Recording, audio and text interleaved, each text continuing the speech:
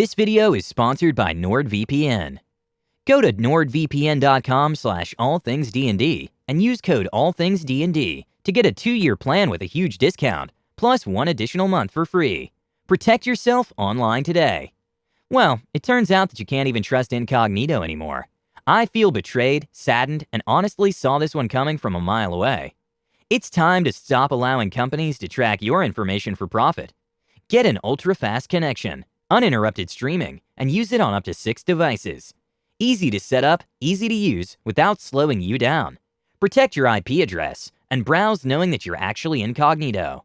Head over to nordvpn.com/allthingsdnd and use code allthingsdnd to get a 2-year plan with a huge discount, plus 1 additional month for free. Protect yourself online today. Now what you're here for. How I accidentally uncovered a kingdom-wide conspiracy in 5 minutes.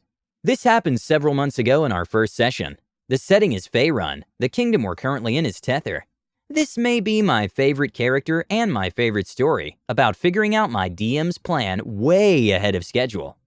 The cast: 2 male humans, diametrically opposed rogues who studied under the same master, hailing from I call them Competency and Molehill. The Mighty Mountain, a halfling monk from some Sun Soul monastery near the Lake of Steam, who's super sensitive about his height. Poser, a young neutral good human cleric, native to Tether, who thinks herself a hardened criminal, but keeps getting my super specific instructions wrong, to my eternal bemusement. The druid lady that my character couldn't come up with a nickname for, so I'll just call her Chains. She's an escaped slave from Kalimshan, but we only learned that recently. And yours truly, a human fighter, opting to specialize in unarmed combat as an experiment, to the eternal bemusement of our monk. This was the second time in my life playing a female, and whose mindset I'm borrowing to attempt to weave this tale. Keltra Handmaiden, also known as the Pirate Queen, a chaotic evil fighter hailing from Luskin, in the company of an all-good party, except the neutral rogues. Anyways, here's the tale of how me being evil accidentally saved the day. Or made it worse, you decide.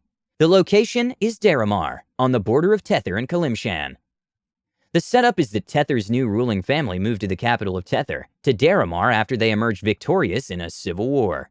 Our party meets after I finish making fun of Molehill for getting his butt kicked by the Mighty Mountain. I am contractually obligated to say mighty for making fun of his size 3 seconds after we met, which ends with me somehow becoming great friends with the Mighty Mountain. At this point, the players do not know my alignment, and I'm the most social of all of them thus far. In my defense, I was drinking both in and out of character, and we get to dumping our backstories. Molehill was a noble scion, trying to secure investment opportunities for his family out in Tether, but he was incognito, so what he told us was that he was merely a contractor for this family, and Competency was his Alfred, making sure he didn't screw up. The Mighty Mountain was delivering supplies to a Sun Soul monastery outside of town that had been suffering a mysterious shortage these past few years after the Civil War. Poser was trying to raise funds for her local monastery, whose offerings were also mysteriously vanishing, and causing internal strife as a result. Chains made it clear that her business was her own, and that she wasn't going to tell her life story to anyone who asked. I was part of the Luskin Navy. Pirate is such a negative word. We're privateers whose ship was impounded, and crew placed under house arrest, after Tether military discovered our captain was using our legitimate business vessel to do some human trafficking on the side. For some reason I can't fathom, this made Chains not like me very much. But hey, I didn't know he was doing that. But really, I didn't. I wanted to kill the idiot for smuggling cargo that talks under all our noses. So, we're getting to know each other. I'm drinking to Molehill's destroyed ego while raising up the Mighty Mountain as the hero who fought off the evil Molehill and his army of beholders. I might have gotten bored retelling what I witnessed to passerbys, so myself and the tavern minstrels started making things up to amuse ourselves, in the song that totally happened, as it was christened, when a 7-year-old girl wanders into the bar. After Chains finally noticed the unattended child, she told us her grandpa had been kidnapped and wanted somebody to please, oh please, find him. I was just like, tragic, so about that payment, which my unlikely companions found questionable. But hey, Tether's a country that doesn't do anything for free, and neither does Luskin, damn it. Anyways, we found the guy pretty quickly without much fuss, believe it or not. Sure, he was half dead in an alleyway, but hey, a win's a win. After that was sorted out and we got paid, he told us of a ring of slavers that had taken his daughter. the girl's mother, and had left him for dead when he wasn't fit enough for hard labor. Apparently, they preyed on young men who were physically fit and young women who were above average attractiveness. It was at this point I looked at that glaring 16 in my charisma and physical description on my sheet and internally sighed. Everyone was freaking out about how to find these guys, so I did the only thing I could. I had us split up in case they were watching, as if they had no reason to, and took the longest, darkest way back to the bar I could, by myself, in the dead of night. And, would you know it, I found them. 3 of them, in fact. They even complimented me on how a 6-foot, muscle-bound Amazon of a woman would make a pretty good breeder. And I responded with, "If you touch me with that club, I'm breaking it off inside of you." And they took exception to that. So I killed 2 of them, knocked the 3rd one, a female, out, and shoved her in a nearby garbage can that I proceeded to carry back to the bar with me. But not before I honored that promise, with prejudice. So everyone notices my late return and a screaming garbage can that made funny noises when you smashed it against the floor lid first. I paid off the barkeep to let me borrow the upstairs and call for the watch captain to come collect a slaver. Meanwhile, my self-incompetency began the interrogation. So after learning the location of their base, the 4 of us, Chains, the Mighty Mountain, Molehill, and Poser went to investigate.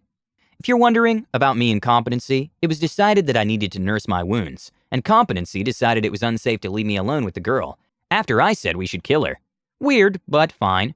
So the watch captain shows up and actually knows the girl we're holding. To Competency, this was weird. To me. This was red flag number 1. But I said nothing. After all, he also knew me, and he didn't care for me. No idea why. Of course, she says I assaulted her and killed her brothers. I pleaded guilty as charged, but that in my defense, they were planning on abducting me and selling me into slavery. He didn't care for my answer, but let it go. He also let her go free. Red flag 2. My self-incompetency couldn't do anything against a fully armed watch captain, plus backup downstairs, so we just sort of had to watch as she went free, and we got a dismissive "don't wander the streets at night, we got this." So after pressing further, well, we realized where everyone else currently was. You see, here's the thing. That woman wasn't a slaver. She took on indentured servants to work in her legitimate brothel, where they even got paid at the end of town. The same place our guys were on their way back from, setting on fire. All I could say was, what are the odds I found a totally unrelated slave ring from the one we were looking for? Pretty good, it turns out. She genuinely did not know what we were talking about. So I agreed to do a simple job for her in exchange for her to not press charges. Of course, she only told me the job after the watch was nowhere near. Kill a half-orc teamster. This teamster had been harassing her place of business. The one we torched, mind you. But since she would clear the debt if I killed him, I would. But that would take a few days to set up. So in the meantime, back to the main story. The slavers. The thing is, we haven't accomplished much, but my work still bore fruit, as we were ambushed the very next night by masked assassins who had heard about our investigation and wished for it to end. So after killing them and interrogating the last survivor, I'm sensing a pattern here. We learned some promising things about the sewers underneath the slums, and after Competency brought home information he'd gotten from watch reports, I found out something critical. I was the only one who put points into gather information. I am the fighter. I don't even know why I put points into it, except because, pirate things. Anyways, we found out these kidnappings have been happening in a pattern throughout town, but no clue as to why it was happening on this massive scale in, need I remind you, Tether's new capital. Then I remembered the teamster I'd been contracted to kill and went to ask my new best friend, the random mugger lady / brothel owner, a few more questions. Turns out some of her girls, one she'd particularly liked too, had been taken by this half-orc and never seen again. But the guards, for some reason, wouldn't touch the simple contract day laborers. Red flag 3. So after nat 20ing a gather info check to put the pieces together, the DM told me that he was likely heavily involved. What he did not expect, nor the party, was my next outburst. Tether's about to go to war with Om. Silence at the table. The Mighty Mountain. What? Competency and the DM say, you're paranoid. Let's replay recent events, shall we? Tether moved its capital to Daramar, as far away from Om as it can get, but right on the border with Kalimshan, who also hates Tether. Why aren't they worried? The Mighty Mountain said, okay, but how does that... But Tether only finished up a civil war a few years ago. They don't have the resources to fight a war, yet they've opted to leave their back exposed to one of their bitter rivals, to hold a more defensible position against another one. Competency said, maybe the royal family just likes Daramar. We're seeing kidnappings at an absurd rate throughout this city. Problems in the capital usually are indicative of deep-seated issues plaguing the entire country. If there's a massive slave ring here, then it's likely worse throughout Tether. Yeah, but how does that prove a war is brewing? You just said they can't fight a war this soon, Molehill added. Right, but why aren't they worried about Kalimshan? Everyone, no idea? Pop quiz, what is Kalimshan's main export? Chains, fidgeting awkwardly. Slaves? Biscuits for the mean lady who looks at me like I brutalized a puppy. Right, so Tether keeps Kalimshan off their backs and provides weapons and possibly even bodies in exchange for slaves, which is illegal in Tether. But one of the main lifebloods of Kalimshan. They target people who can perform hard labor in Kalimshite mine. Kalimshan stays off their back and provides weapons they know will be used against who they also hate, allowing Tether to arm itself in nearly record time and attack an unsuspecting But the people wouldn't. What, the people of Tether, who value a hard day's work over all else, would object to destroying a country best known for its petty thieves? Petty? Asked Molehill, slightly offended. Of course, the churches wouldn't stand for it, but then the churches have been experiencing unusual difficulty as of late, haven't they? Poser and the Mighty Mountain in unison said, "Oh my God!" And Tether Watch won't touch a guild of Teamsters that have been probably abducting women. They won't investigate the disappearance of its men, and nothing has been deployed to stop the goblin raids on the Tether border lately, despite mobilizing to take those filthy bugs out. So in conclusion, Tether struck a deal with Kalimshan to attack after exhausts its military campaigning the goblins, and used my ship and crew as the excuse, in case they got caught, because everyone else would expect Luskin to deal in slaves, but not Tether. The whole party, "We need to leave now." "How the hell?" the DM asked in disbelief. "I win." So after burning down the slums as a distraction, we escaped into the sewers, where, surprise, surprise, we found goblins aiding the slavers. I can only feel a little bad for this DM. You know they planned out this brilliant political intrigue to play out over the course of multiple sessions. He was going to trick the players into becoming the fall guys for a burgeoning civil war. And poof, wasted. Has this ever happened at your table? Please let us know what you think and comment below. Don't forget to subscribe to our channel, All Things D&D. Our next video will be posted in 3 days, so stay tuned for more amazing Dungeons & Dragons content.